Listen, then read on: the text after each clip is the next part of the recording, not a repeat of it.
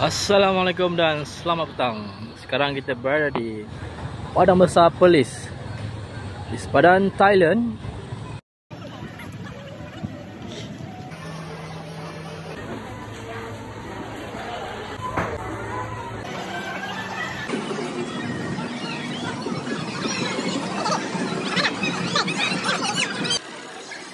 Okey, yang mana kalau kita dapat lihat ya, itu dia pusat bebas cukai di hadapan kita. Kita akan cuba zoom sikit.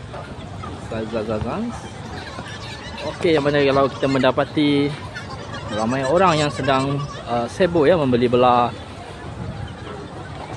Itu dia.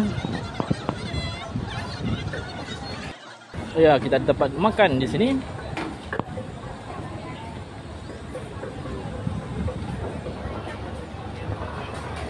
Ya, begitu meriah sekali nampaknya.